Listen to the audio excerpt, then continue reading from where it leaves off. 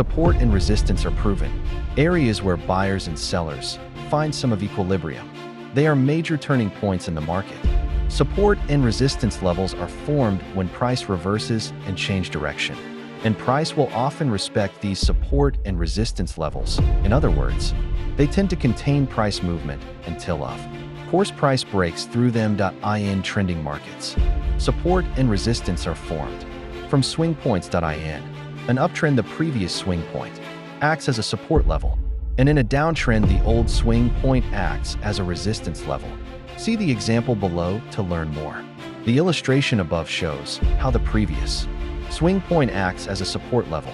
After the breakout, when the market makes the retracement move, it respects the previous swing point support level, which will represent the beginning of another impulsive move. As you can see, when the market tests the previous swing point support level, it goes up again. By drawing a support level in an uptrend market, we can predict when the next impulsive move will take place. Let's see another example of a downtrend market.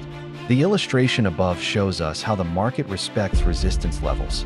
When price approached the previous swing point resistance level, the market makes an impulsive move. If you understand how price action acts in a trending market, you will predict with high accuracy when the next impulsive move will begin. Another way to catch the beginning of an impulsive move is by drawing trend lines. This is another technical skill that you have to learn if you want to identify key linear support and resistance level.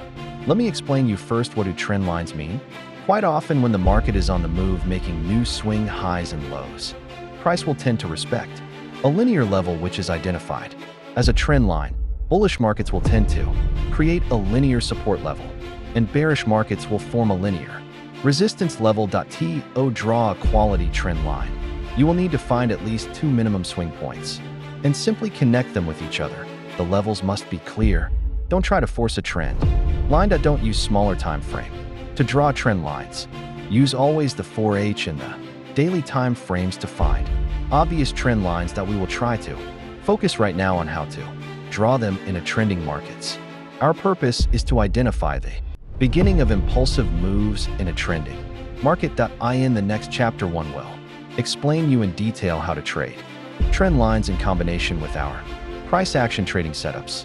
See an example of how to draw trend lines in a downtrend market. As you can see, the market respects the trend line, and when price approach it, the market reverse and continue in the same direction. When the market moves this way, trend lines help us to anticipate the next impulsive move with the direction of the market. Look at another example of an uptrend market. As you can see, the market respects the trend line, and by drawing it the right way, we can easily predict